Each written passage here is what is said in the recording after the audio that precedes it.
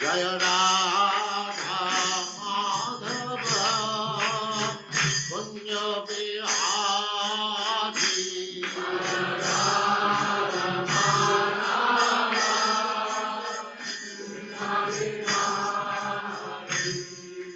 Jaya Radha Madhava Kunya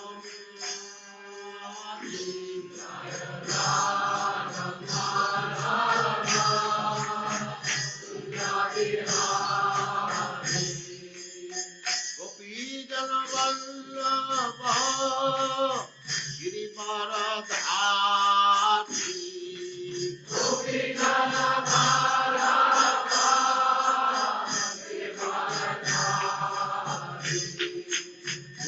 Jana Vallabha Girivaradhari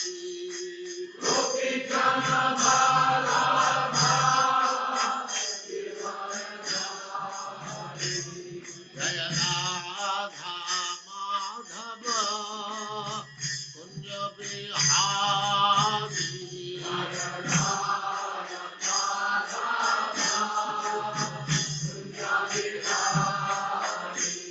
Jaya Radha Madhava Kunja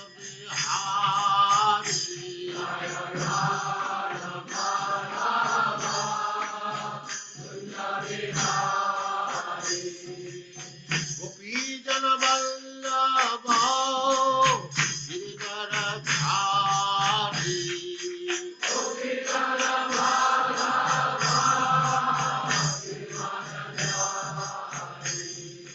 Yashodanandana Braja Jana Ranjana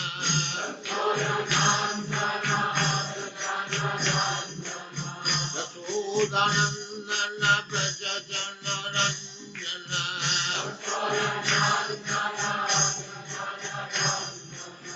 Jamuna Tira Vanachari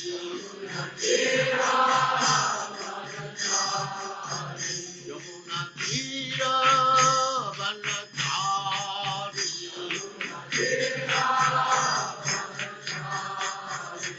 Jaya Radha Madhava Kunja Bihari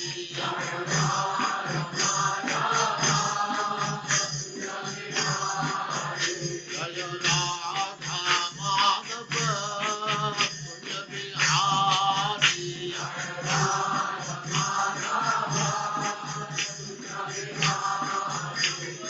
Gopi Jana Vallabha Girivaradhari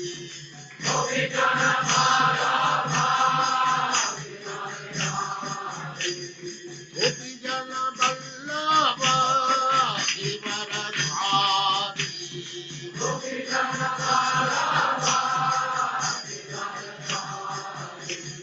Yashodanandana Braja Jana Ranjana Yashodanandana Braja Jana Ranjana Jamuna Tira Vanachari Jaya Radha Madhava Kunja Bihari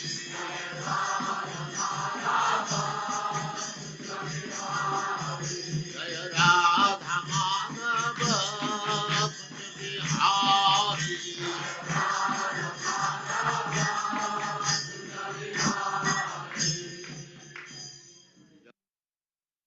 Hare Krishna, Krishna Krishna, Hare Hare, Hare Rama, Rama Rama, Hare Hare.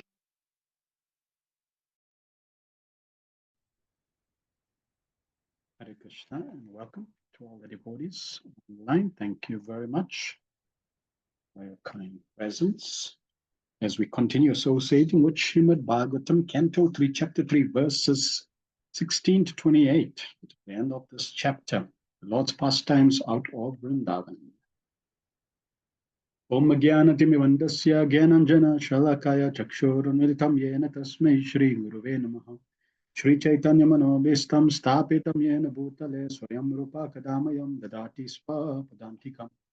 Vandeham Shri Guru Shri Utapada Kamalam Shri Gurun Vaishnavamscha Shri Rupam Sagra Jatam Sagana Raghunatham Vitam Tam Jivam Sadvaitam Savadutam Parijana Sahitam Krishna Chaitanya Devam Shri Radha Krishna Padam Sagana Lalita Shri Vishakan Vitamscha He Krishna Karuna Sindhu Dinabando Jagatpate Gopesha Gopika Kanta Radha Kanta Namastute Tapta Kanchana Gourangi Radhe Vrindavaneshwari Vrishabhanusute Devi Pranamami Hari Priye Vanchakalpatarubhyascha Kripa Sindhu Beva Cha Patitanam Pavinebhyo Vaishnavebhyo Namo Namaha Namo Vishnu Padaya Krishna Prasthaya Bhutale Srimate Bhakti Vedanta Swaminiti Namine Namaste Saraswati Deve Gauravani Pracharine Nirvishesa Sunyavari Paschatya Satarine Jai Shri Krishna Chaitanya Prabhu Nityananda Shri Advaita Gadadhar Shivasadi Gaura Bhakta Vrinda Hare Krishna Hare Krishna Krishna Krishna Hare Hare Hare Rama Rama Rama Hare Hare Sarvashastra Piyusha Sarva Vaideka Satpala Sarva Siddhanta Ratnadya Sarva Lokai Triprada Sarva Bhagavata Prana Srimad Bhagavata Prabhu Kalidando Didaritya Shri Krishna Parivartita O Srimad Bhagavatam O nectar churned from the ocean of all Vedic scriptures, O most prominent transcendental fruit of all the Vedas, O you enriched with the jewels of all spiritual philosophical conclusions, O you who grant spiritual vision to all the people of the world, O light bread of Vaishnava devotees, O Lord, your Son, which has risen to dispel the darkness of Kali Yuga, your actual Lord Krishna, who has returned amongst us. Paramananda Pataya Prema Varshasha Rayate Sarvada Sarva Sevyaya Shri Krishnaya Namaste. O Srimad Bhagavatam, offer respectful obeisance unto you by reading you unattained transcendental bliss. For your syllables rain pure love of God upon the reader. You are to be served by everyone for your incarnation of Lord Krishna. Madekabando Madsange Madguru Manmahadana Manishtaraka Madbhagya Madananda Namastute. O Srimad Bhagavatam, my only friend, my companion, my teacher, my great wealth, my deliverer, my good fortune, my bliss, I offer respectful obeisance unto you. Asadu sadhu tadainati nichvachataraka hanamunchagada chinmam premna ritkatyospura. O Srimad Bhagavatam, O give us saintliness to unsaintly, O uplifted very fallen. Please do not ever leave me. Please become manifest in my heart and my throat, accompanying pure love of Krishna. Hare Krishna, Hare Krishna, Krishna Krishna, Hare Hare, Hare Rama, Rama Rama, Hare Hare. Om Namo Bhagavate Vasudevaya Janmadhyasya Yatonvayaditaratas Swabhinna Swarat Tene Brahmaidayadi Kavaye Muyanti Yatsuraya Tejo Vari Mridam Yatha Vinimayo Yatvati Sargom Risha Damna Swena Sadani Rastakukam Satyam Param Dhimahi. O my Lord Shri Krishna, Son of a City of Hope, pervading personality of Godhead, offer my respectful obeisance unto you. I meditate upon Lord Shri Krishna, because he is the absolute truth and primal cause of all causes of creation, sustenance, destruction of manifested universes. He is directly and indirectly unconscious of all manifestations, and he is independent because there is no other cause beyond him. It is he only who first imparted the Vedic knowledge unto the heart of Brahmaji, the original living being. By him, even the great sages and demigods are placed in illusion, as one is bewildered by illusory presentation of water seen in fire, land seen on water. Only because of him do the material universe is temporarily manifested by the actions of the modes of nature appear factual, although they are unreal. I therefore meditate upon him, Lord Shri Krishna, who is eternally existent in transcendental abode, which is forever free from the illusory representation of the material world. I meditate upon him, for he is the absolute truth. Parayanalpaisha sabya kalavasmin yuge jana man manda sumanda matayo manda bhagya upadhritam. O learned one, in this age of Kali, many but short lives are quarrelsome, lazy, misguided, unlucky, and above all always disturbed. Narayan namaskritya narachevam narottamam devim saraswatam vyasam tato jayamudhirayat. Before reciting the Srimad Bhagavatam, which is the very means of conquest, one should offer respectful obeisance unto the person of God in Narayan, unto Narayan, which is the supreme human being, and Mother Saraswati, the goddess of learning, and unto Srila Vyasadeva, the author. Savapum saparodharmo yado bhaktira doksha jaya aitukya pratiyata yadma suprasiddhati. The supreme occupation dharma for you, man, all humanity, is that by which man can attain to loving devotional service under the transcendent Lord. Such devotional service must be unmotivated and uninterrupted to completely satisfy itself. Vasudeva Bhagavati Bhakti Yoga Prayojita Jana Yachuse Vairagyam Yanam Yachadahaitukam. By rendering devotional service unto the person of God as Shri Krishna, one immediately acquires causes knowledge and detachment from the world. Vedanti Tattva Vidas Tattvam Yajgnanam Advayam Brahmeti Paramatmeti Bhagavan Iti Sabhyate. Learned transcendentalists who know the absolute truth call this non-dual substance Brahman Paramatma Bhagavan. Shri Shri Shoshadana Sevasudeva Kataruchi Syan Mahatsevaya Vipra Punya Tirtha Nishevanat. O twice born sages, by serving those devotees completely freed from all vice, great service is done. By such service, one gains affinity for hearing the messages of Vasudeva. Shrinvatam Swakata Krishna Punya Shravana Kirtana Hridanta Stoya Badrani Vidunati Suritsatam. Shri Krishna, the person of God, who is Paramatma, super soul in everyone's heart, and the benefactor, the truthful devotee, cleanses desire from material enjoyment. From the heart of the devotees develop the urge to hear his messages, which are in themselves virtues and properly are enchanted. Nasta Prashu Badreshu Nityam Bhagavata Sevaya Bhagavati Uttama Slokir Bhaktir Bhavati Neshtiki. By regular 10 classes Bhagavati, by rendering service to pure devotees, all that is troublesome to the heart is almost completely destroyed, and loving service under the personal Godhead, who is praised with transcendent songs, established as an irrevocable fact. Etavan Sankhya Yoga Abhyam Swadharmam Parinishtaya Janmalava Parapum Samante Narayana Smriti. The highest perfection of human life achieved either by complete knowledge of matter and spirit, by practice of mystic powers, or by perfect discharge of occupational duty, is to remember the personality of God at the end of life. Akama sarva kama va moksha kama udari vrena bhakti yogena yajate purusham param. A person who has broad intelligence, where they be full of all material desires, without any material desires or desiring liberation, must by all means worship the supreme whole personality of God. Om Namo Bhagavate Vasudevaya. Om Namo Bhagavate Vasudevaya. Om Namo Bhagavate Vasudevaya. We are continuing Srimad Bhagavatam based on the teachings of His Divine Grace, A.C. Bhaktivedanta Swami Srila Prabhupada, the founder Acharya of the International Society for Krishna Consciousness. Hare Krishna and welcome again. Anyone has any feedback from our previous session, please let us know. Otherwise, we shall continue with today's verses. We are hearing Krishna's pastimes out of Vrindavan. And for a pure devotee, whether these pastimes are in Vrindavan or whether these pastimes are out of Vrindavan, on the battlefield of Kurukshetra, they are all glorious because Krishna is absolute. And therefore, any pastime that Krishna performs is absolute, is glorified. Srila Bhaktivinoda Thakur, he meditated even on the pastimes at Kurukshetra. And he made the point that if he had to leave this world and take birth again, he would leave with the meditation of Kurukshetra, because that's where the greatest necessity is. That's where the greatest service is, to bring Radha and Krishna together. They're both yearning to be with each other, yet they cannot be with each other. They're so close, but yet they cannot be together.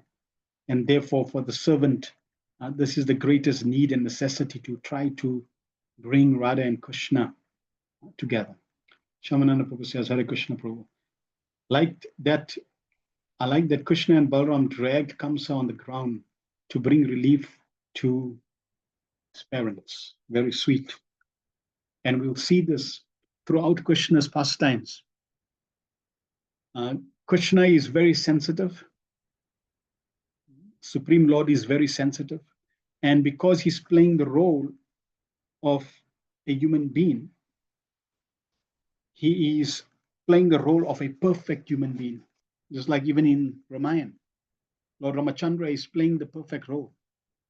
And therefore, as a perfect child, as a perfect king, as a perfect husband, the roles that the Lord embraces and takes on is perfectly discharged. And because he knows, or not so much that he knows, but the fact that because he's playing the perfect role, he's revealing the perfect traits and perfect qualities of that role that he's playing. So in this case, like a son, the son needs to be very aware and needs to be sensitive to the parents' quality or parents' feelings. And a perfect son is one who relieves the stress, the pain of the parents. Important point, Krishna, not in ingrate, appreciates little service done. Others may forget, but Krishna and Srila Prabhupada won't forget. Yes, the pure devotees, they never forget any service. And Krishna definitely does not forget. Whatever service we perform, whatever sacrifice we perform, or sacrifice we offer in service, Krishna is very, very grateful. Similarly, we also have to learn to be very grateful in any service that is performed, that is rendered. In any situation for us to make advancement, then we also have to show gratitude. Prabhupada, in many places in his Bhaktivinoda purports, he makes this point that gratitude is equivalent to love. As practitioners, we are very far away from pure devotional service. And therefore, as practitioners, we attract the quality of love. We cultivate the quality of love to the degree we offer gratitude. Prabhupada gives the example, this is why we offer our food, in gratitude to the Supreme Personality of Godhead. Because without that, we would not survive. So in this way, by displaying the quality of gratitude, we are fanning, fueling the quality of pure devotion, pure love that is on the perfect stage. Powerful point, verse 14 purport by Srila Prabhupada, no overburden. We are the problem and no different burdens. Nicely explained, yes. Krishna is unlimited. His resources are unlimited. The problem is we create the imbalance. By taking Krishna out of our lives, by taking Krishna out of the formula of life and existence, we create the imbalance. But if Krishna is in the center, if Krishna is the focus, then Mother Earth is able to produce unlimitedly.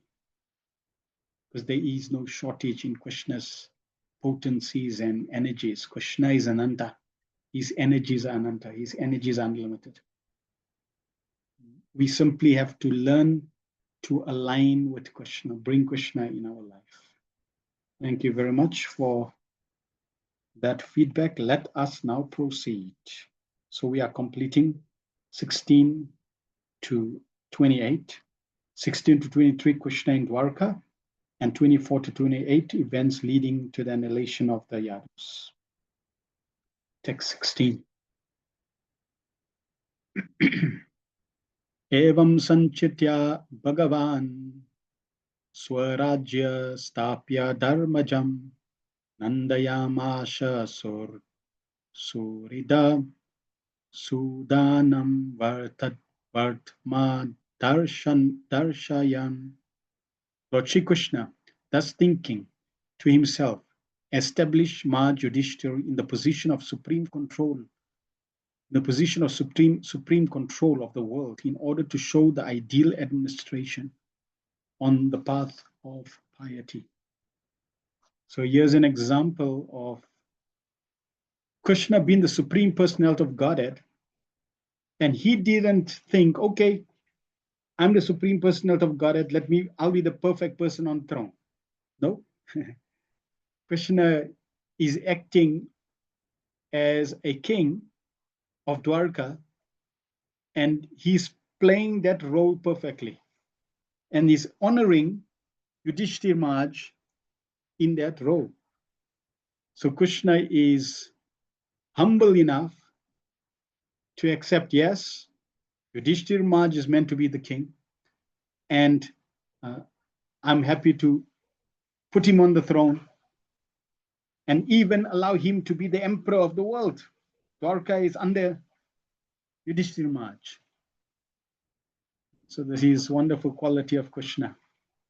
Even though he is the supreme personality of Godhead, he doesn't feel embarrassed. He doesn't feel, oh, how can others be greater than me? Just like on the Battle of Kurukshetra, Krishna is a charioteer. He's driving Arjuna's chariot. He didn't think, what are people going to think? They'll think I'm just a driver. Arjuna is more powerful. Arjuna is the warrior. No. It gave Krishna great pleasure to be driving Arjuna's chariot. So this is what Krishna is revealing to us when he appears. We derive pleasure from Krishna's pleasure, and Krishna derives pleasure from his devotees' pleasure. Text 17. Uttarayam dritta puro vamsa sadva bina biman yuna savaidron yastra samplusta punar bhagavata drita. The embryo of Puru's descendant, begotten by the great hero Abhimanyu in the womb of Uttara, and his wife was burnt by the weapon of the son of Drona, but later he was again protected by the Lord. Purport by Srila Prabhupada.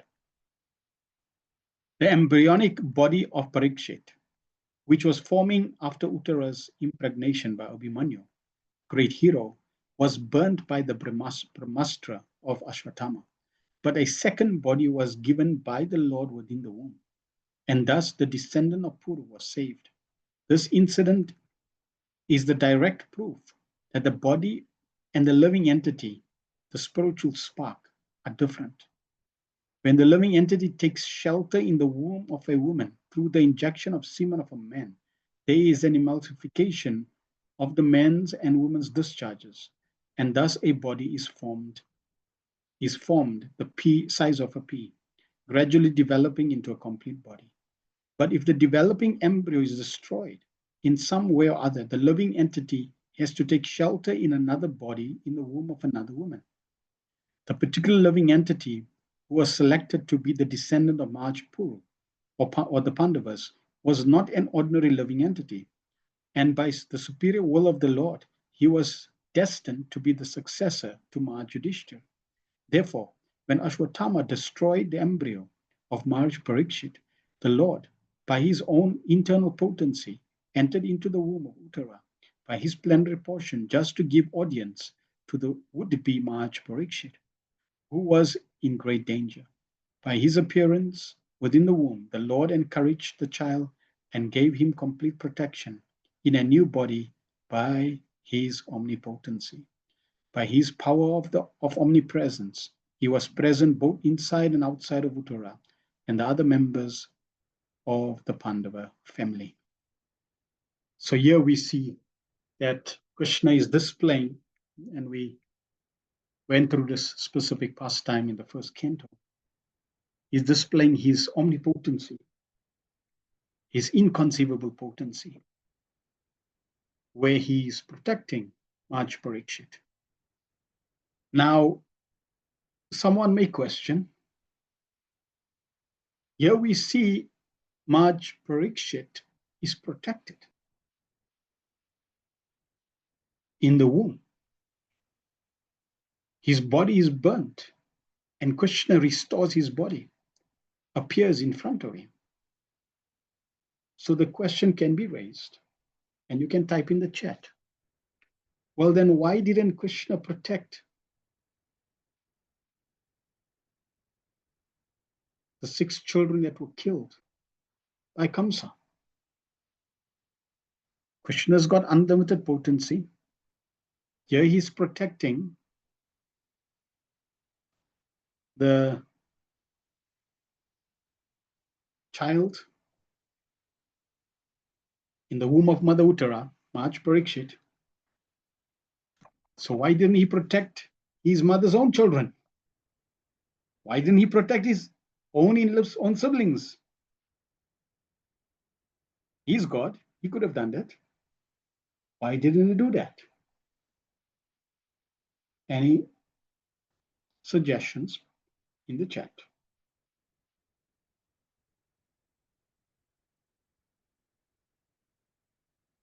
Why did Krishna only protect Parikshit Maharaj? Why didn't he do that for the others?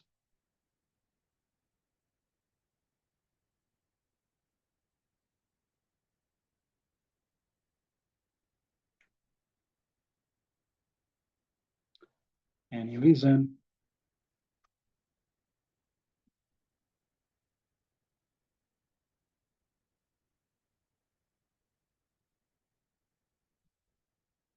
Ramananda Prabhu says, some plan Krishna has. Yes. Krishna can easily protect.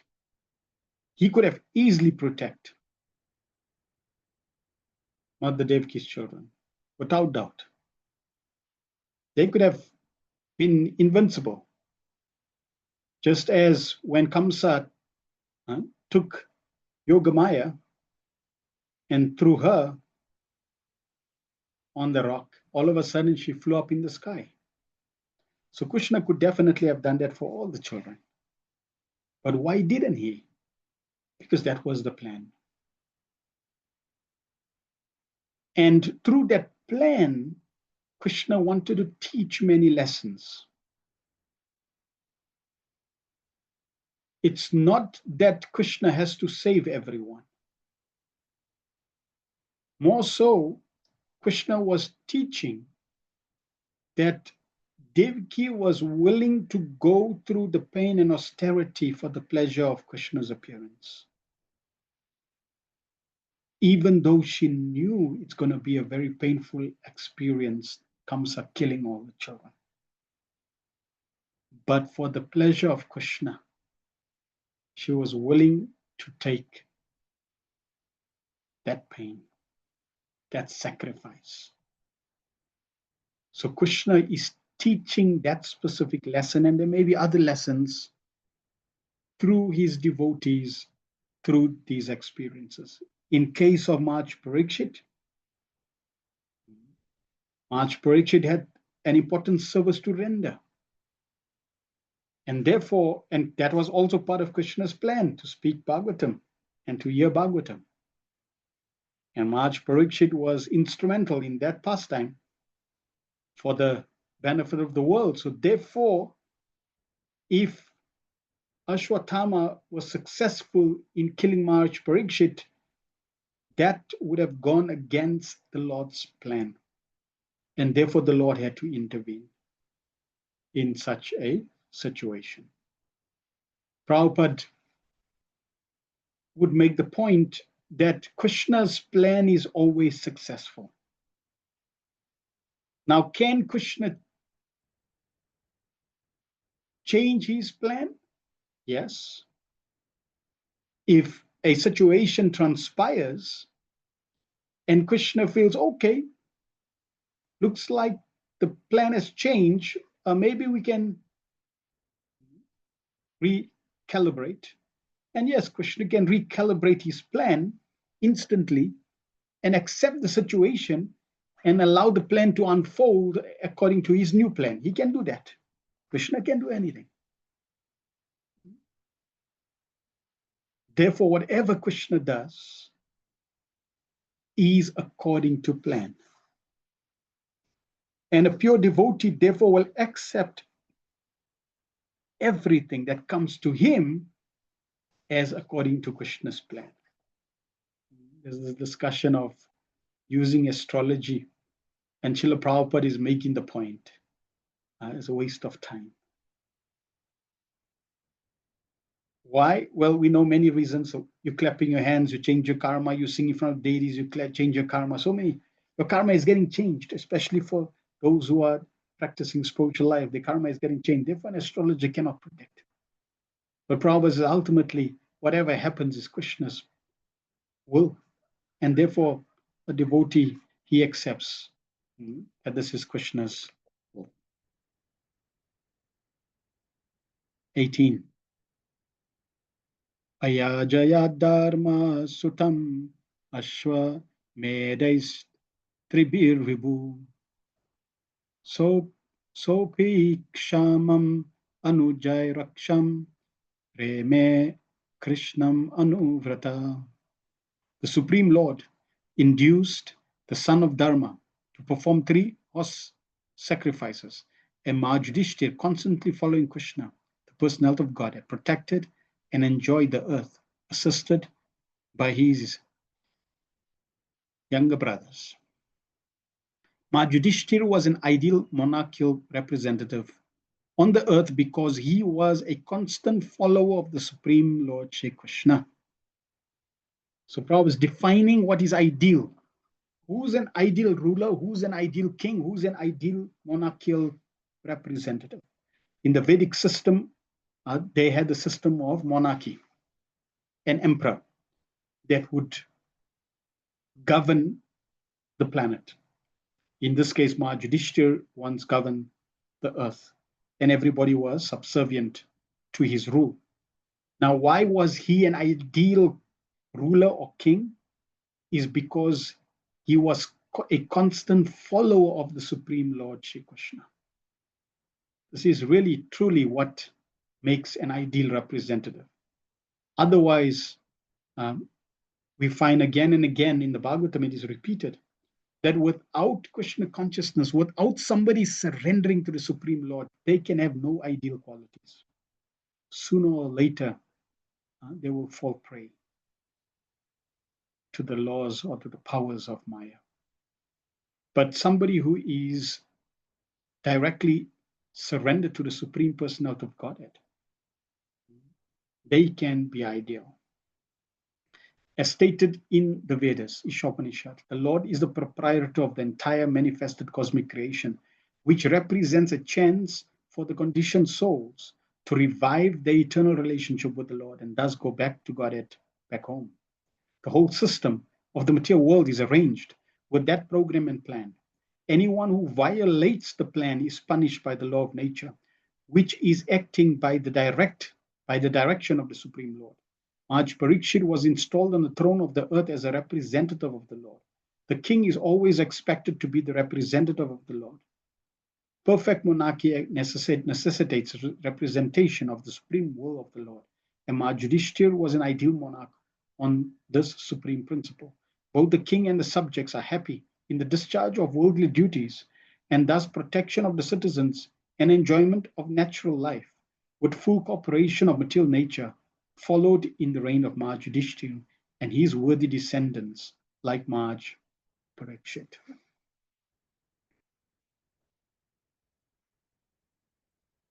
So in today's world, in some places they have kings, but even a president is meant to follow this ideal. And when the president, the prime minister of any country of the world follows this principle, then only can there be peace for all the subjects and nature will cooperate. To the degree that there is deviation, to that degree there is discooperation or no cooperation, and to that degree there is suffering. So it's not about material adjustment, which is what people, leaders are trying to achieve. It's really about alignment to Krishna, surrendering to Krishna. 19. Bhagavan api vishvatma lokadeva pathanuga Kamam Shisheve Dwarvartyam Ashakta Sankhyam Ashitam. Simultaneously, the personality of Godhead enjoyed life in the city of Dwarka, strictly in conformity with the Vedic custom of society. He was situated in detachment and knowledge, as enunciated by the Sankhya system of philosophy. Report by Srila Prabhupada. While Maharaj Parikshit was the emperor of the earth, Lord Krishna was the king of Dwarka and was known as Dwarkadish. Like other subordinate kings, he was under the regime of Maharaj Yudhishthira. Although Lord Shri Krishna is the supreme emperor of the entire creation, while he was on earth, he never violated the principles of Vedic injunctions because they are the guide for human life. So here is again a beautiful lesson that when the Lord appears, he appears perfectly to teach the important lessons. Even though he is the supreme personality of Godhead, he is subordinate to Maharaj Yudhishthira. Why? Because Krishna wants to establish the principle of Vedic injunctions. This is the Vedic system. And if one follows the Vedic system, then there is harmony.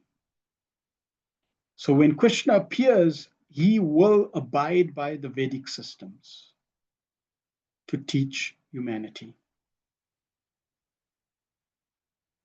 Regulated life, according to the Vedic principles, which are based on the system of knowledge called Sankhya philosophy, is the real way of enjoyment of the necessities of life. Without such knowledge, detachment, and custom, the so-called human civilization is no more than animal society of eat, drink, be merry, and enjoy. The Lord was acting freely as he willed. Yet by his practical example, he taught not to lead a life which goes against the principles of detachment and knowledge. Attainment of knowledge and detachment, as very elaborately discussed in the Sankhya philosophy, is the real perfection of life. Knowledge means to know that the mission of human life is to end all miseries of material existence, and that in spite of having to fulfill the bodily necessities in a regulated way, one must be detached from such animal life. Fulfilling the demands of the body is animal life, and fulfilling the mission of the spirit soul is the human mission. Wonderful. Fulfilling the human form of life or human mission doesn't mean fulfilling the needs of the body.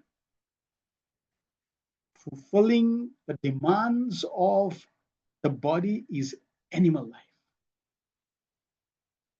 So satisfying the needs of the body is animal life. But fulfilling the mission of the spirit soul, this is human mission. Therefore, any human being not striving to perfect his relationship with the Supreme Personality of Godhead is simply living an animal life. In fact, the Bhagavatam and in Bhagavad Gita, Prabhupada also says lower than animal life. Because at least animal life means they're doing what they meant to. Animal life means fulfilling demands of their bodily needs, and that's what the animals are doing. So they're perfectly doing what they designed and meant to do according to the Vedic system. But human beings are meant to be spiritually inclined. They're meant to be focusing on the mission of the spirit soul. Most people don't even know that they're spiritual beings, let alone fulfilling the purpose of the spirit soul. So therefore, we can understand the importance of Krishna consciousness, the importance of propagating spiritual consciousness, spirit soul consciousness to humanity at large. Otherwise, they're basically living a polished animal lifestyle. 20. Snigdha Smitava lokena vacha piyusha kalpaya charitrena na vadyena Sriniketena Chatmana. He was there in his transcendental body, the residence of the goddess of fortune, with his usual gentle and sweetly smiling face, his nectarian words, and his flawless character. The perfect husband, the perfect personality. Everything about Krishna was perfect. His transcendental body, perfect. His usual gentle and sweet smiling face, perfect. His features, perfect. His nectarian words, perfect. His flawless character, perfect. To be in Krishna's pastimes, witnessing Krishna's flawless pastimes, flawless character is a blessing. Prabhupada writes, in the previous verse, it is described that Lord Krishna, being situated in the truths of Sankhya philosophies, detached from all kinds of matter. In the present verse, it is described that he is the residence of the goddess of fortune. These two things are not at all contradictory. Lord Krishna is detached from the variegatedness of the inferior nature, yet he is in eternal blissful enjoyment of the spiritual nature, or his eternal potency. One who has a poor fund of knowledge cannot understand this distinction between the external and internal potencies. In the Bhagavad Gita, the internal potency is described as Parashakti, as Paraprakriti. In the Vishnu Purana also, the internal potency of Vishnu is described as Parashakti. The Lord is never detached from the association of Parashakti. Thus, Parashakti and her manifestations are described in the Brahma Samhita 537 as Ananda Chinmaya Rasa Pratibhavitabi. The Lord is eternally joyful and cognizant in the taste derived from such transcendental bliss. Negation of the variegatedness of the inferior energy does not necessitate negation of the positive transcendental bliss of the spiritual world. Therefore, the Lord's gentleness, his smile, his character, and everything related to him are all transcendental. Such manifestations of the internal potency are the reality, of which the material world is only a shadow, of which the material shadow is only a temporary representation from which everyone with proper knowledge must be detached. So in the material world, everyone is striving or looking for such relationships, such enjoyments, such variegatedness, and they become attached. And if they don't get that, they lament. Therefore, the Vedic system is teaching that our real aspiration is to find these things on the spiritual platform and not in the material shadow. Every object reflects a shadow, displays a shadow when the sun shines on it. The shadow has no substance, even though the shape may be similar to the object. The material world displays variegatedness where one can derive pleasure from. But those are simply shadows of reflections coming from the spiritual reality. So the Vedic system, those spiritual representatives of the Supreme Personality of Godhead, they come to the world to teach us to turn our attention away from the shadow reflections to the real objects in the spiritual world. Now, in order to attract our attention, Krishna appears in this world and through his different pastimes exhibits those same relationships and variegated experiences that everyone is looking for in the material world. They can find that in Krishna. So when their attention now is attracted to Krishna,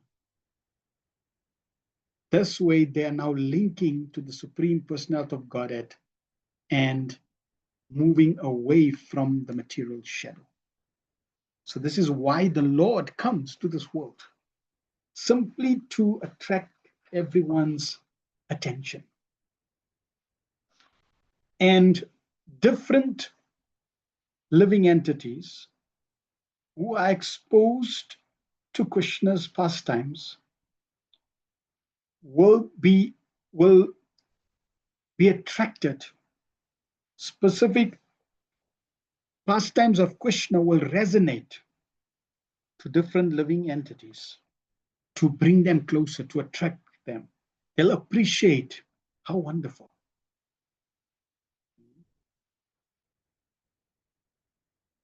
So in this way, they would gain different lessons and they would be attracted to Krishna's specific pastimes so that their attention can now be diverted to the real spiritual reality. 21.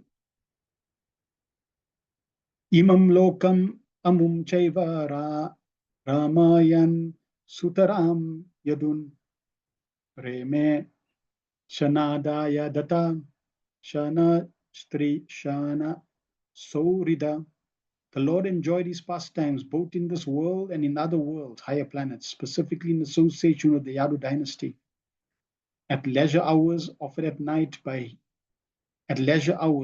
by night, he enjoyed the friendship of conjugal love with women. Purport. The Lord enjoyed in this world with his pure devotees. Although he is the personality of Godhead and is transcendental to all material attachment, he nevertheless exhibited much attachment for his pure devotees on the earth, as well as for the demigods who engage in his service in the heavenly planets as powerful delegated directors in the management of the material activities, of all material activities. He displayed special attachment for his family members, the Yadus, as well as for his 16,000 wives. Who had the opportunity to meet him in the leisure hours of night. All these attachments of the Lord are manifestations of his eternal potency, of which the external potency is only a shadow representation. In the Skanda Puran, Prabhas Kanda, in the topics discussed between Lord Shiva and Gauri, there is confirmation of the manifestation of the law of Lord Krishna's internal potency. There is mention of the Lord's meeting with 16,000 coward damsels, although he is the Hamsa, transcendental supersoul, and maintainer of all living entities. The 16,000 coward damsels are a display of his 16 varieties of internal potencies. This will be more elaborately explained in the 10th canto. It is said there that Lord Krishna is just like the moon, and the coward damsels are like stars around the moon.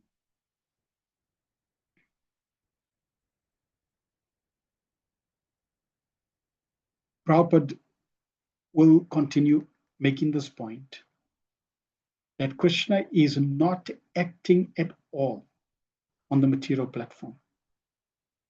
All of Krishna's exchanges, all of Krishna's interactions, all of Krishna's behaviors is all through the internal potency. And therefore, because it is all through the internal potency, it is spiritual, it has no material tinge, completely transcendental. And Krishna's enjoyment is simply based in relation to his pure devotees. No mundane or materialistic people can take part in Krishna's pastimes to give Krishna pleasure.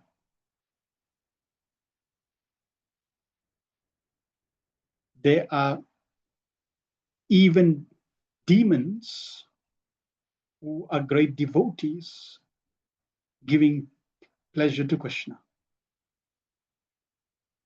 So because it is Krishna's pastimes, everyone in the pastime is really connected to Krishna, and especially Krishna's eternal associates that are appearing and taking different roles throughout Krishna's pastimes are all special personalities, and they have nothing to do with the material energy.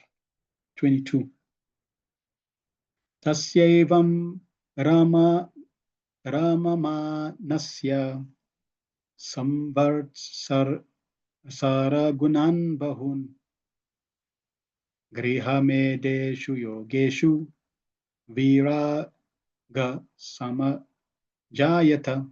The Lord was thus engaged in household life for many, many years, but at the last, his detachment from the ephemeral sex life was fully manifested.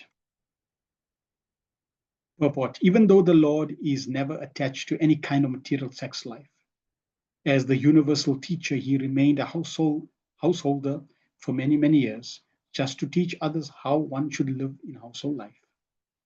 Srila Vishnu Chakravarti Thakur explains the word samajayata means fully exhibited. In all his activities while present on the earth, the Lord exhibited detachment. This was fully displayed when he wanted to teach by example that one should not remain attached to household life for all the days of one's life. One should naturally develop detachment as a matter of course. The Lord's detachment from household life does not indicate detachment from his eternal associates, transcendental cow damsels, but the Lord desired to end his so-called attachment to the three modes of material nature. He can never be detached from the service of his transcendental associates like Rukmini and other goddesses of fortune as described in Brahma Samhita 5:29. Lakshmi Sahasra Sata Sambra Sevyamanam. 23.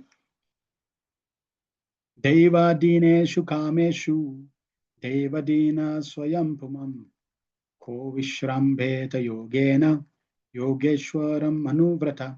Every living entity is controlled by a supernatural force, and thus his sense enjoyment is also under control of that supernatural force. No one, therefore, can put his faith in Lord Krishna's transcendental senses. No one, therefore, can put his faith in Lord Krishna's transcendental sense activities, but one who has become a devotee of the Lord by rendering devotional service. As stated in Bhagavad Gita, no one but a devotee can understand the transcendental birth and activities of the Lord. The same fact is here corroborated.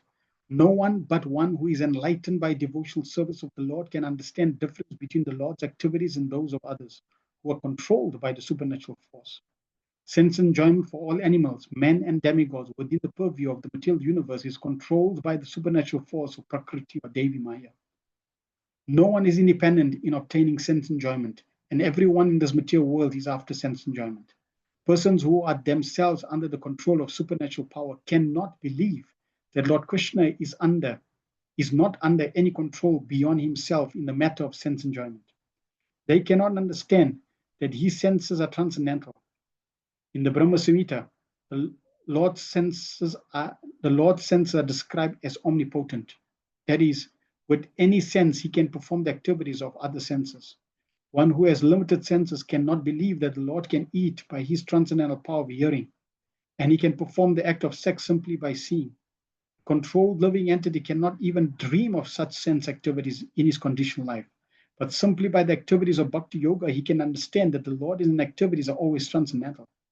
As the Lord says in Bhagavad Gita 18:55, Bhaktiya mam vijanati yavan yas sasmi tattvataha. One cannot know even a fraction of the activities of the Lord if he is not a pure devotee of the Lord.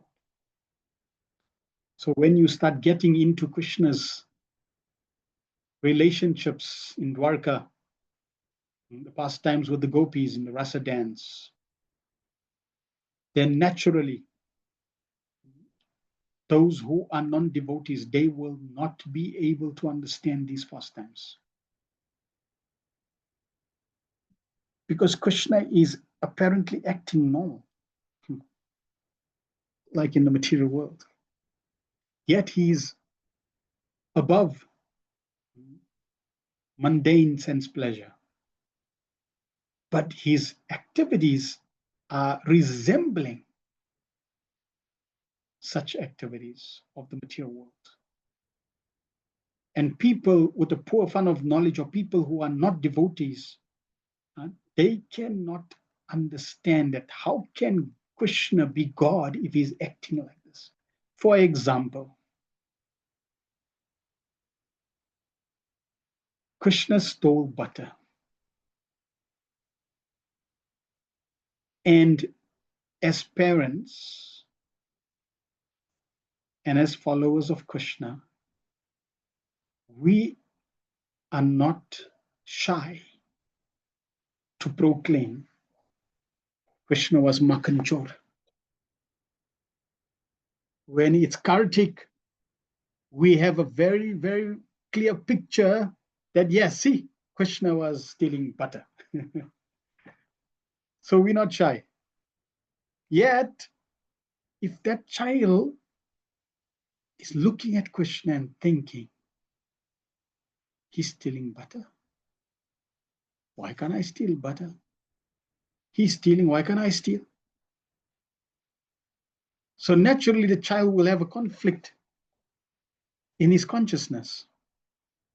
That, hold on, he's God, he's stealing, what's wrong?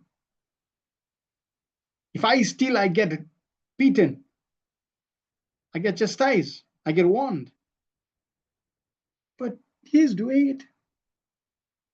So that child cannot reconcile the activity of Krishna stealing. Yet we know and we glorify and we make pictures and we give Krishna names as the perfect thief. I think that Srila Bhivamanga Thakur has even written a song. Whole song is about Krishna stealing. So similarly, somebody, a youth, a teenager, he's going to identify with Krishna's pastimes with the gopis and with the queens of Dwarka. Those who are married, they'll identify with queens of Dwarka, Krishna's relation with them. So like that, in different pastimes of Krishna, certain aspects of Krishna's pastimes, they seem apparently like material activities. But only a devotee, only somebody who's practicing bhakti yoga, only someone who has devotion to Krishna can appreciate, can understand that there is absolutely zero tinge of material potency, energy in those pastimes. These are all enacted completely on the transcendental platform and therefore glorified. And in order to prove this, we covered in the first canto, where Prabhupada says, just like Sukadev Goswami, he's totally detached, he's a Brahmavadi. Why would he glorify the gopis and Krishna with the gopis?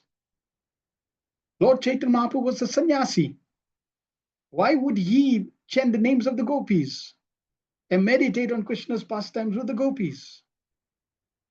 Because these pastimes have nothing, absolutely nothing to do with the material world.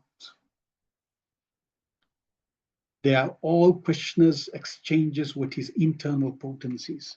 His internal potencies are feminine. And Krishna is exchanging and interacting with them.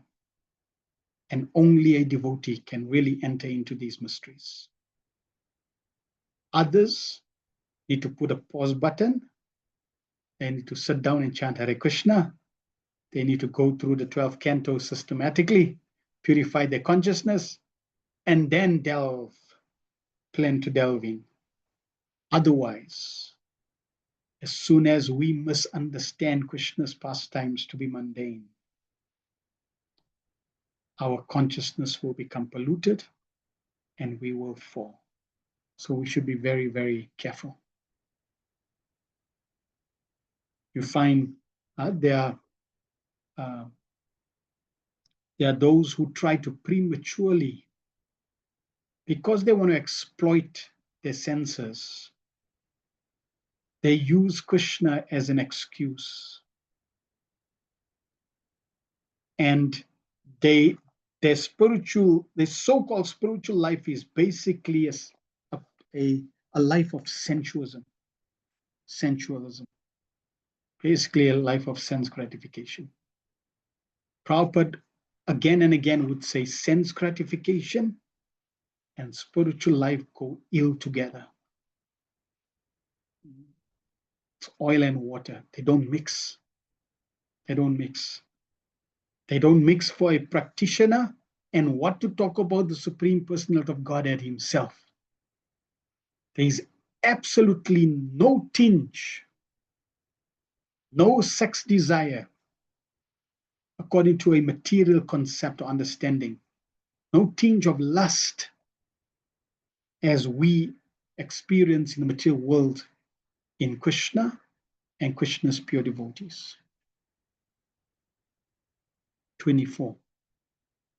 Puryam kadachit kri dad bir yaduboja kumarakai kopitamuna yaise pur Bhagavan matako vida.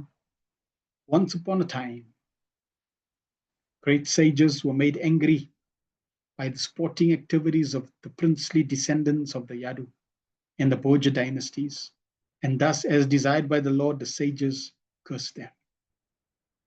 Now, we were discussing Krishna's pastimes with the gopis and the queens of Dwarka. With that same understanding, here is another pastime that we can misunderstand. And again, Krishna is revealing through this specific pastime where the Yadus become intoxicated. So somebody can say, really? Like, seriously? I thought they're following Krishna. It's like, these are great descendants of Krishna. Why are they drinking? And then they're killing each other. It's like crazy, madness. Just see, they joking with sages. I mean, it's not behavior of, it's like Krishna's family members, man. So why is Krishna presenting these pastimes? And this is also why it's important for us to understand these pastimes following the footsteps of great Mahajans. When we try to understand these pastimes minus the disciplic succession, we will definitely get the wrong stick. I can guarantee you, if it wasn't for Srila Prabhupada's purports,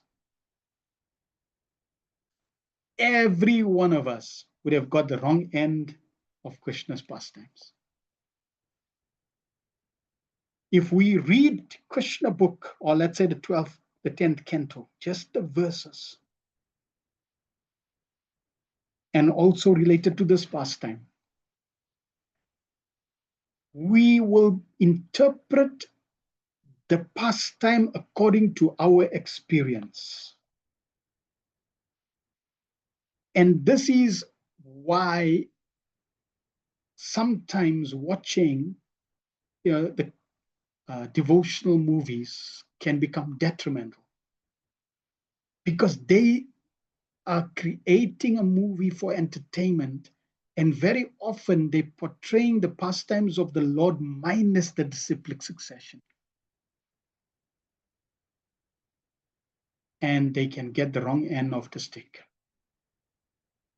Purport by Prabhupada. The associates of the Lord who were playing the part of princely descendants of the Yadu and the Borja dynasties were not ordinary living entities. First point to appreciate. No one in Krishna's pastimes are ordinary living entities. It is not possible that they could offend any saintly man or sage, nor could the sages, who were all pure devotees of the Lord, be influenced to anger by any of the sporting activities of the princes born in the holy dynasties of the Yadu and the Borja, within the Lord himself, wherein the Lord himself appeared as a descendant. So we can appreciate that the pure devotees, they understand the glory, the position, the power, the glorious position of someone taking birth in Krishna's dynasty. Not an ordinary act. At the same time, those who are in Krishna's dynasty, they are pure devotees. They cannot offend saintly people. But here we are presented with a scene where Krishna's own family members are offending sages, and the sages curse them. So how do we see this? Prabhupada continues. The cursing of the princess by the sages was another transcendental pastime of the Lord to make a show of anger. Okay, so first point, no ordinary living entities.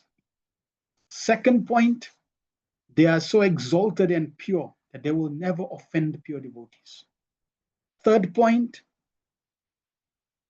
Krishna's making this arrangement, Krishna is presenting this pastime of the sages offended and becoming angry and cursing the Yadavas for a specific reason. What is that reason? Why did Krishna facilitate this pastime? What lesson does the Lord want us to imbibe?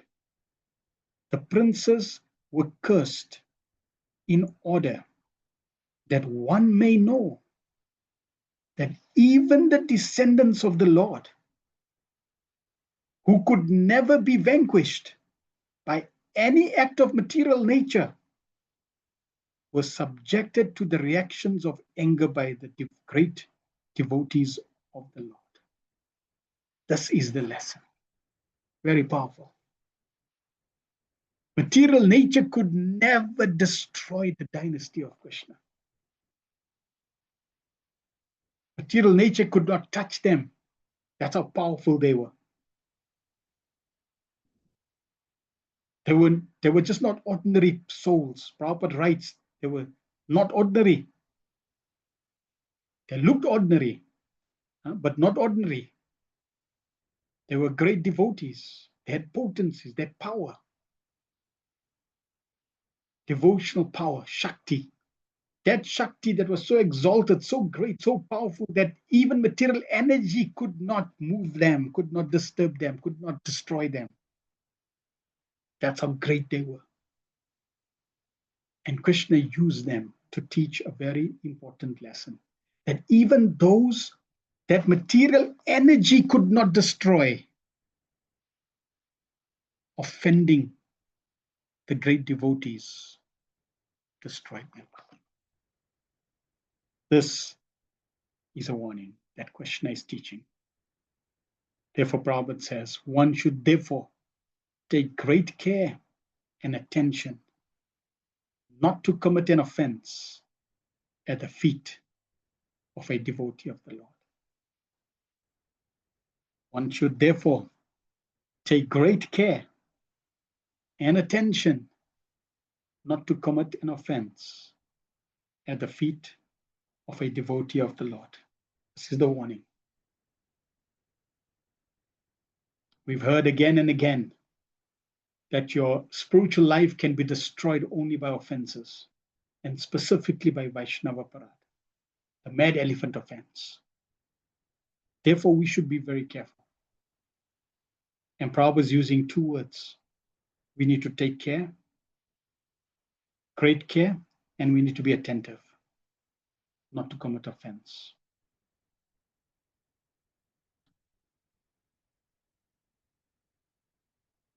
So this pastime is very wonderful.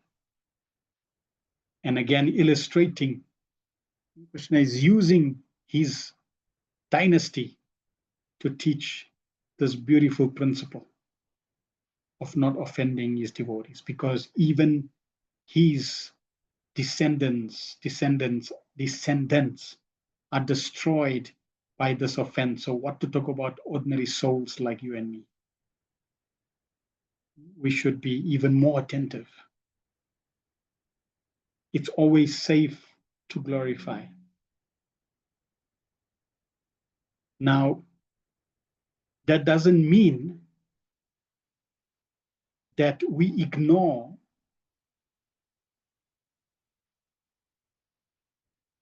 and do not try to rectify or correct situations. If we are meant to in that situation or in that service, then we should be rectifying situations. Sometimes we find this attitude, oh, because I don't want to offend anyone, I just keep quiet. Yes, if that's not your service, then great. But if you are in a managerial position, then you meant to see with one good eye and one bad eye, because you meant to see the good at the same time you meant to rectify issues, etc. At the same time, as leaders and managers, one has to be very careful that they don't have license to say anything, do anything, especially when they're dealing with Krishna's devotees. And what I found also interesting in this last sentence is Prabhupada, he is talking about Krishna's associates, ordinary souls. But he does not say one should therefore take great care and attention not to commit any offense at the feet of pure devotees, at the feet of spiritual masters. No, Prabhupada writes, at the feet of devotees of the Lord. So that means every devotee. We should be careful. 25. Tata kati payer masev vrishni boja jandakadaya yayu prabhasham sam rishta rather deva vimohita. A few months pass, and then, bewildered by Krishna, all the descendants of Vrishni, Bhoja, and Andaka, who were incarnations of demigods, went to Prabhash, while those who were eternal devotees of the Lord did not leave but remained in Dwarka. 26. Tatrasna tva pitrin devan rishim chaiva tatam vasha tarpayitva tapi prebhyo gavo bahu guna dadu. After arriving there, all of them took bath, and with water of this place of pilgrimage, they offered their respects to the forefathers, demigods, and great sages, and thus satisfied them. They gave cows to the Brahmanas in royal charity. Purport. Amongst the devotees of the Lord, there are several divisions, namely Nityasiddhas and Sadhanasiddhas. Nityasiddha devotees never fall down to the region of material atmosphere, even though they sometimes come onto the material plane to execute the mission of the Lord.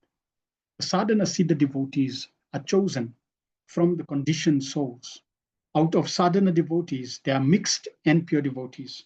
The mixed devotees are sometimes enthusiastic about fruitive activities and are habituated to philosophical speculation. The pure devotees are free from all these mixtures and are completely absorbed in the service of the Lord, regardless of how and where they are situated.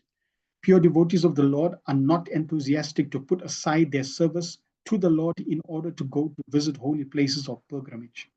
A great devotee of the Lord in modern times, Srila Narottam Das Thakur, has sung like this: to visit holy places of pilgrimage is another bewilderment of the mind, because devotional service to the Lord at any place is the last word in spiritual perfection. For pure devotees of the Lord who are completely satisfied with the transcendent loving service of the Lord, there is hardly any necessity to visit the various places of pilgrimage. So the point is not that you should not visit the holy dhams like Vrindavan, Mayapur. No. The point is, what is your inner consciousness? Are you thinking like, I'm doing service, and better than doing this service is going on holy pilgrimage, because holy pilgrimage is better? That type of consciousness is what is not proper. Like, I'm chanting Hare Krishna, but without yoga, I'll not be able to perfect chanting Hare Krishna. That means yoga is far more superior and powerful. So you are placing more emphasis, potency, and power in other subsidiary activities than in the direct devotional process and service of Krishna. This is called Mishra Bhakti. And if this is not corrected, then one can deviate. Prabhupada continues. But those who are not so advanced have the prescribed duties of visiting pilgrimage sites and regular performance of performing the rituals. The part of the princely order of the Yadu dynasty who went to Prabhas performed all duties to be done in a place of pilgrimage and offered their pious actions to their forefathers and others. As a rule, every human being is indebted to God, the demigods, the great sages, other living entities, people in general, forefathers, etc. But various contributions received from them. Thus, everyone is obliged to repay the debt of gratitude. The Yadus who went to Prabhas pilgrimage site performed their duties by distributing land, gold, and well-nourished cows in royal charity, as described in the following verses. Hiranyam Raja Tamsa Savyam Vasam Sya Jinakam Balan Yanam Ratam Ibam Kanyam Dharam Vritti Karim Api. The Brahmanas were not only given well-fed cows in charity, but also gold coins, bedding, clothing, animal skin, seats, blankets, horses, elephants, girls, and sufficient land for maintenance. Purport. All these charities were meant for the Brahmanas, whose lives were devoted entirely to the welfare of society, both spiritually and materially. The Brahmanas were not given their services as paid servants, but the society provided them all necessities. It was arranged for some of the Brahmanas who were in difficulty of marriage to be given girls. Brahmanas, therefore, had no economic problem. The Kshatriya kings and the rich mercantile men would provide them with all that they needed. And in exchange, the Brahmanas were completely devoted to the elevation of society. That was the way of social cooperation between the different castes. So very wonderful arrangement. Just like the warrior, the soldiers The soldiers, they don't work for maintenance. The soldiers are protecting the country. And everybody else is paying tax so that the government can protect, support, maintain the soldiers. So this was the Vedic system. The Brahmanas, they were totally dedicated to the spiritual and material welfare of society.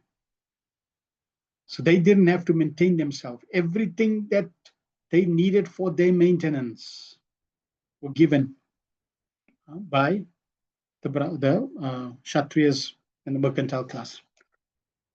Basically by the Kshatriyas who were getting revenue from the rich mercantile class. Even those who had difficulty for marriage were given girls. That was the way of social cooperation between the different castes. When the Brahmana class or caste gradually became easygoing, being fed by the society, although they had no Brahmanical qualification, they degraded themselves into Brahma Bandhus or disqualified Brahmanas. And thus the other members of the society also gradually fell down from the social standard of progressive life. As described in Bhagavad Gita, the caste system is the creation of the Lord and is arranged according to the quality of work rendered to society and not in terms of birthright, falsely claimed in the present degraded society. 28. Anam cho rurasam tebhyo datta bhagavata arpanam govi prarthasava suram pranenur murdabi. Thereafter, they offered the Brahmanas highly delicious foodstuffs, first offered to the personality of Godhead, and offered their respectful obeisance by touching their heads to the ground. They lived perfectly by protecting the cows and the Brahmanas. The behavior exhibited by the descendants of the Yadu in the pilgrimage site of Prabhas was highly cultured and exactly to the point of human perfection. The perfection of human life is attained by following the three principles of civilization: protecting the cows, maintaining Brahmanical culture, and above all, becoming a pure devotee of the Lord. Without becoming a devotee of the Lord, one cannot perfect one's human life. The perfection of human life is to be elevated to the spiritual world, where there is no birth, no death, no disease, no old age. That is the highest perfectional aim of human life. Without this aim, any amount of material advancement in so-called comforts can only bring defeat of the human form of life. Brahmanas and Vaishnavas do not accept any foodstuff which is not first offered to the personality of Godhead. Foodstuff offered to the Lord is accepted by the devotees as mercy of the Lord. After all, the foodstuff supplies all kinds of. After all, the Lord supplies all kinds of foodstuffs, both to the human being and to other animals.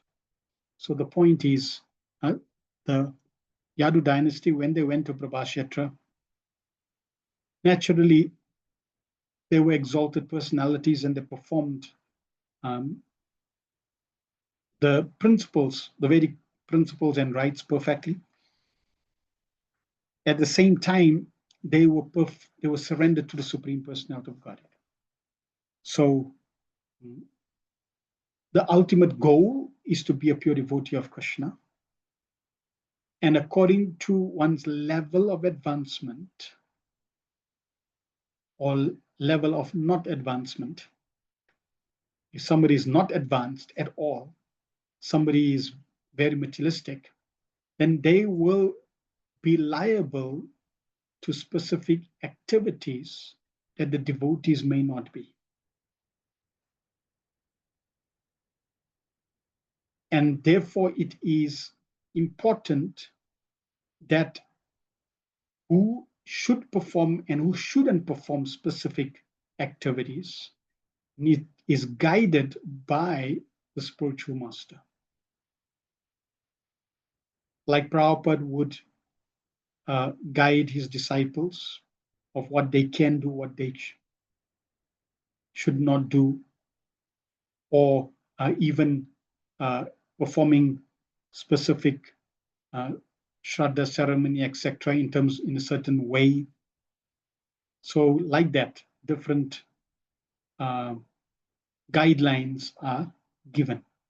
They all have a purpose, but ultimately the purpose of all the rules and regulations that govern us in this material world is meant to elevate us to become perfect human beings. And a perfect human being is that personality of that person who has focused on the spirit soul's mission, as Prabhupada says, and that is to perfect one's relationship with the Supreme Personality of God. A human being must be conscious of the fact that all foodstuff, namely grains, vegetables, milk, water, etc., the prime necessities of life, are supplied for mankind by the Lord. And such foodstuffs cannot be manufactured by any scientist or materialist in laboratory or factory established by human effort. Will they strive to do that? Yes. They will try to create grains and foods in factories. Will they be successful? No, because that is only provided by the Lord. Will they be able to temper and manufacture variations?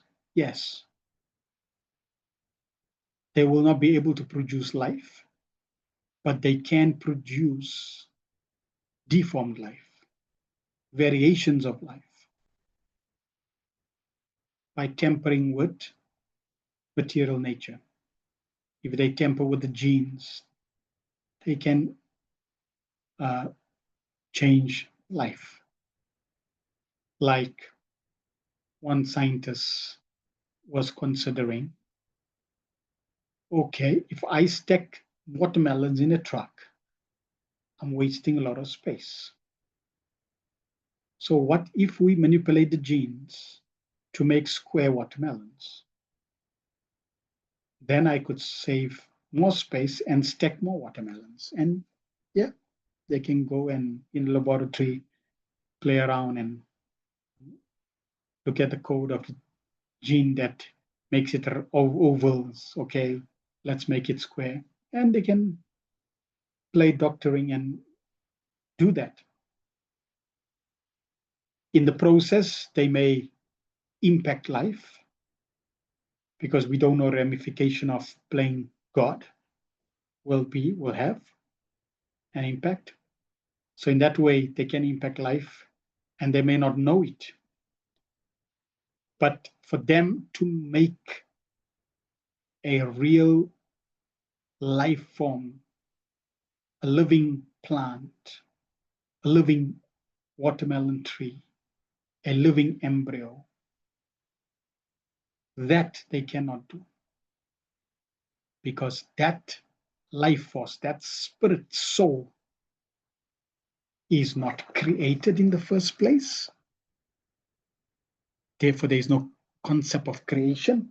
There's no concept of making it. It's eternally there.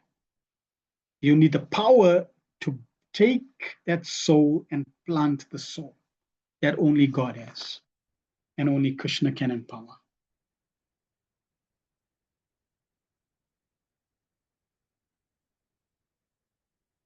Can they take life and split the life and allow the life to manifest? Yeah.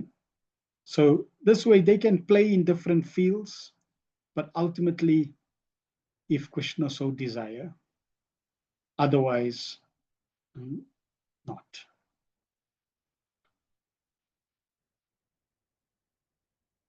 The intelligent class of men are called Brahmanas, and those who have realized the absolute truth in his supreme personal feature are called Vaishnavas. But both of them accept foodstuffs which are remnants of sacrifice. Sacrifice is ultimately meant to satisfy Yajna Purush, Vishnu. In Bhagavad Gita 3:13, it is said that one should accept foodstuffs that are remnants of sacrifice, is freed from all sinful reactions, and that one who cooks foodstuff only for maintenance of his body takes in all kinds of sins, which leads only to suffering. Foodstuffs prepared by the Yadus at the Prabhash pilgrimage site to offer to the bona fide Brahmanas were all offered to the personality of Godhead Vishnu. The Yadus offered their sincere obeisances by touching their heads to the ground. The Yadus, or any enlightened family in Vedic culture, are trained for attainment of human perfection by total cooperation of service between the different divisions of social orders. The word Aru Rasam is also significant here. Hundreds of delicacies can be prepared simply by the combination of grains, vegetables, and milk. All such preparations are in the mode of goodness and therefore may be offered to the personality of Godhead. As stated in the Bhagavad Gita 9.26, the Lord accepts only foodstuffs which are within the range of fruits, flowers, leaves, and liquids, provided they are offered in complete devotional service. Devotional service is the only criterion for a bona fide offering of the Lord, of bona fide offering to the Lord. The Lord assures that he positively eats such foodstuffs offered by the devotees. So, judging from all sides, the Yadus were perfectly trained, civilized persons, and their being cursed by the Brahmana sages was only by the desire of the Lord. The whole incident was a warning to all concerned that no one should behave lightly with Brahmanas and Vaishnavas. Thus ends the Bhaktivinoda, the purport of the third canto, third chapter of Srimad Bhagavatam, entitled The Lord's Pastimes out of Vrindavan. So, in this purport, Prabhupada now extends the reason for Krishna performing this pastime through his dynasty. That the whole incident was a warning to all concerned, because some people are not worried. I don't care. Yeah, no problem if you don't care. Consequence will always be there. That no one should behave lightly with Brahmanas, that means real Brahmanas, bona fide Brahmanas, and Vaishnavas, because the Brahmanas are performing important service to humanity. So therefore, one should also be very careful with Brahmanas, and especially Vaishnavas, those who know the absolute truth and those who are devotees of the Supreme Personality of Godhead. Grantharaj Srimad Bhagavatam ki jai, Srila Prabhupada ki jai, Nitai Goparamanande Hari Hari. Are there any questions or comments anyone has? Bafana has written something, we will read.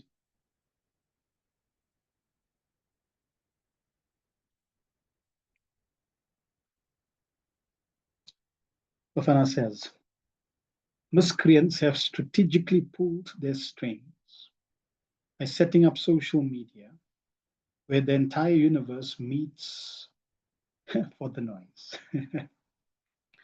Everyone is checking, everyone is therefore seeking to put their best story to be noticed. The obvious issue faced now as neediness, emotional neediness, and validation has stolen big bulk and a large portion of people's lives. I gave a young white Afrikaner female a book, Light of the Bhagavad. Second time I said she was telling how devoted she is in her identity and culture as Afrikaner. Challenges are high, but at the same time, one can appreciate the extent to which we are deep in our truths and living to meet emotional needs and validation. It's so good to be aware. Yes, we should not be ignorant.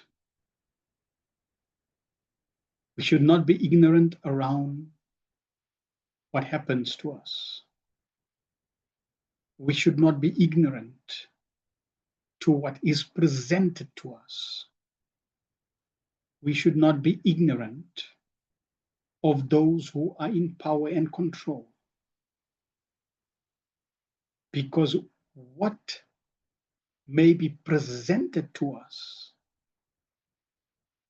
may not be in our best interest. And therefore, we should always be alert and careful. Prabhupada has again and again warned in his Bhaktivedanta purports of different situations. So we should always be alert. And as they say, ignorance is no excuse. If you are cautious, careful, and you want to know, you'll find the information and you'll be directed to know what's best. Otherwise, yes, unfortunately, majority of the people will be sheep, and they simply will follow other sheep, and they'll basically fall into the trap that is orchestrated by those in power and control. And yes, everybody on social media would want validation due to emotional needs. Ultimately, we need to go deeper into our true spiritual needs, because no matter how much emotional validation or emotional fulfillment one gets on the material plane, the lack that the soul feels will always be there. And sooner or later, that feeling will surface, then vacuum will surface, and you're back to square one. So real fulfillment, real perfection, real progress, real validation is really following the spiritual path, spiritual process that Srila Prabhupada has laid, which is not Prabhupada's process. This process is an eternal process coming down in disciplic succession. It is the Bhagavad process. It is the process that Bhagavatam is presenting. And that is why when Prabhupada is writing with a surety. Why? Because this process is not just for our time, our place in our circumstance. It is an eternal process that is eternally meant for all souls, for all time, for all place, for all circumstances, immaterial of your conditioning, your birth, your background, your culture, your creed, your race, your agenda, your emotional needs. The Bhagavad process is an eternal process. And the more we follow this Bhagavad process, the more we will rise above our material conditioning and ultimately fulfill the real need, which is the need of the spirit. Mother Lashes, Hare Krishna Prabhu, thank you for the beautiful question. Got very clear instructions. Krishna is so perfectly renounced and sets such perfect examples, such a shame we can't follow. At least we can get to hear and try our best. For now, it's the best that can be done. Yes, it starts with hearing. So the fact that we cannot follow is not so much a mistake or a shortcoming. Just like a child that's crawling and he sees people standing, so naturally the propensity to stand is awakened. And the parents also facilitate the child to stand. The child has a very strong desire to stand. And in the process of standing, trying to stand, what happens? It falls. It cannot stand. So my question now is the child falling a failure? It is not failure. It is part of the process of standing. Can the child stand? No. But does the child have the desire to stand? Yes. It's failing forward. So yes, we're going to fail, we're going to fall in that sense, because why we not able to walk. Real failing comes when the child stops desiring to stand. So real failing is when you stop desiring to follow and achieve what Krishna and Prabhupada wants us. So for example, yes, we need to be detached, and especially detached when at the final end of our life, when we meant to give everything to Krishna. So if we keep maintaining attachments not conducive for Krishna consciousness, that is an obstacle. Now, if I know that I need to become detached and I'm striving for that, and I may not be achieving that, but I keep striving, that is not a fall down. That is not a failure.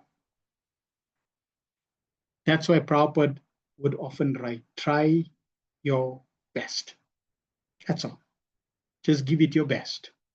And if you give it your best shot, Krishna will see that as 100%, even though you didn't achieve it. In Krishna's eyes, 100% is totally different from our eyes. Okay, so yes, it starts off with knowing, and then desiring, and then striving, praying to Krishna, crying to Krishna, striving, praying to Krishna, crying to Krishna, striving, until Krishna is pleased. Krishna could be pleased with your full effort, even though externally you have achieved apparently nothing. This is Krishna, it's Prabhupada. So yes, hearing, knowing, learning, this is the first step. We should at least know what is the best, at least know about Krishna, Krishna's pastimes, and at least understand who Krishna is, what the process, and then that way we keep striving. Shamanana Prabhu says, thanks, Prabhu and Maharaja, for the nice class. Main point we see in the is the importance Srila Prabhupada in the importance of Srila Prabhupada's purport and hearing all these pastimes from a self-realized soul who can give the proper understanding and not misleading us. Yes, that is why Prabhupada's purports are exceptional. The verses are important, but beyond the verses is Prabhupada's purport and explanation, because they give the right understanding. Many of us have misconception and other understandings of the pastime and the science and philosophy of Krishna consciousness, but we try to hear and understand nicely so we can share this info properly if someone inquires. So just stresses the importance of hearing from the right person like Prabhupada, most definitely. We simply have to hear, and Prabhupada has given us so much, clarified so much, explained so much. We can never eternally repay Prabhupada's debt that we have with him in terms of how much he has contributed to our spiritual progress. Thank you very much. Srila Prabhupada ki jai, Gwantarachim Bhagavatam ki jai, Nitai Go Pramanande Hari Hari.